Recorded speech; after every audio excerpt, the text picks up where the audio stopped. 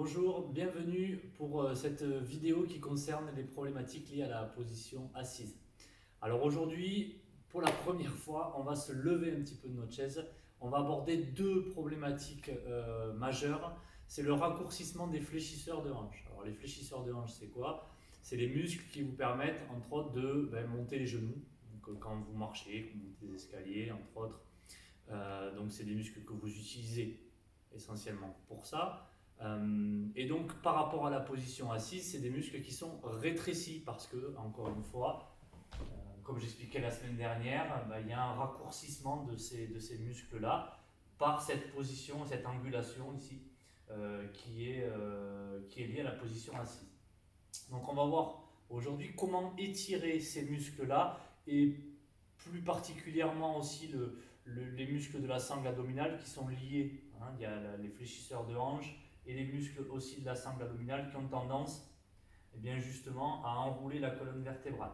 Donc on va voir comment étirer ces deux parties. Alors on va appeler ça la chaîne antérieure et comment renforcer la chaîne postérieure. Alors j'ai montré un exercice la semaine dernière avec les mains ici pour renforcer déjà le milieu du dos. Et là, on va le développer un peu cet exercice sur la position debout. Alors c'est parti. Première partie, renforcement de la chaîne donc postérieure. Deuxième partie, étirement de la chaîne antérieure. Et on va considérer qu'on va rétablir un équilibre sur les chaînes musculaires avec ces deux petits exercices. Sur l'exercice de renforcement, si on garde en permanence les bases que j'ai amenées sur le début de ces vidéos, l'ancrage, le placement du bassin, le grandissement de la colonne, les épaules un petit peu tirées en arrière, ça c'est quelque chose qui doit devenir vraiment un réflexe pour compenser ces déséquilibres. La respiration dans la cage thoracique, ça j'ai expliqué aussi sur les vidéos précédentes. Et donc la première partie, c'est simplement incliner le buste vers l'avant en laissant les mains posées sur les genoux. Et la plus grosse des difficultés, c'est avoir le dos correctement placé. La plupart du temps, vous allez avoir le dos rond.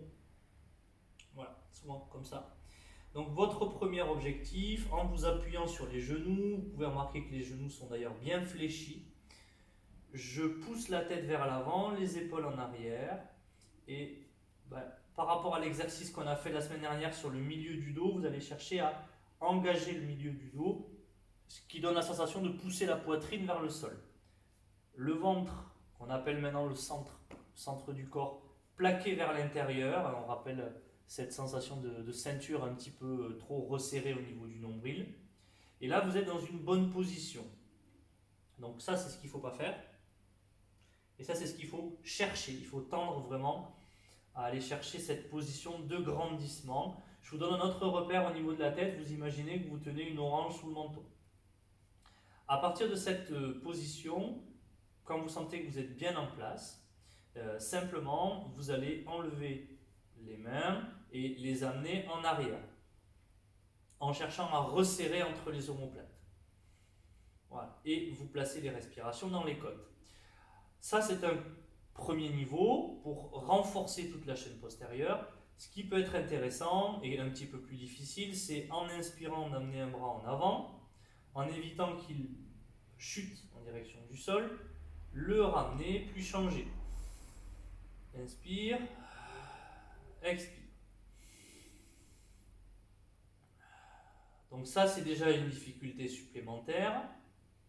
Et la troisième difficulté, c'est conserver les deux bras en avant et tenir une dizaine de respirations. Là, ça va travailler, ça va chauffer tout le long de la colonne vertébrale.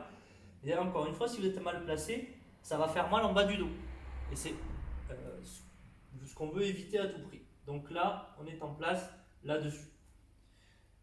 Une fois que vous avez fait ce travail de renforcement, vous allez sentir tout le long de la colonne vertébrale le renforcement musculaire. La deuxième partie consiste à étirer la chaîne antérieure. Pour ce faire, alors là il faut poser un genou au sol et utiliser sa chaise comme appui. Au niveau du placement, le genou de devant il est aligné à la cheville de devant. Et vous allez laisser légèrement glisser le genou arrière. Vous faites attention à ne pas avoir de pression dans le bas du dos, donc encore une fois il y a le centre du corps qui est tenu. Et après, en cherchant une inspiration dans les côtes, vous relevez légèrement le regard. Voilà, et vous dégagez les épaules un petit peu en arrière. Donc il faut trouver un équilibre entre la jambe qui s'échappe en arrière un peu et les épaules qui se dégagent aussi vers l'arrière. Encore une fois, c'est un exercice, si vous le faites avec le ventre qui se relâche, vous allez ressentir immédiatement le bas du dos en tension et c'est vraiment ça sur lequel, ce point sur lequel il faut faire attention. Et le centre du corps est toujours là pour protéger le bas du dos. Voilà, et là, on a un étirement qui est intéressant et qui va se faire ressentir essentiellement sur ces fléchisseurs de hanches. Et éventuellement, pour les personnes un peu plus souples, vous pouvez rajouter le fait de décoller le bras. Voilà, de bien ouvrir la cage thoracique pour aller chercher l'étirement et revenir. Voilà, et là, vous avez un travail que vous pouvez faire, pareil, une dizaine, une quinzaine de secondes, ou le faire plusieurs fois d'affilée, plusieurs respirations d'affilée, et naturellement, vous changez de jambe. Donc pour le genou qui est au sol, c'est bien d'avoir peut-être un petit tapis ou quelque chose qui protège la rotule pour éviter que ce soit désagréable.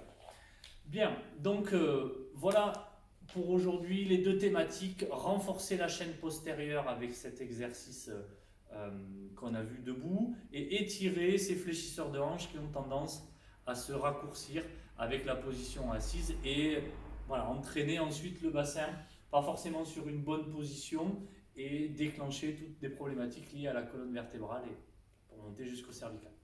Voilà, donc bonne pratique à vous, à la semaine prochaine et bon courage.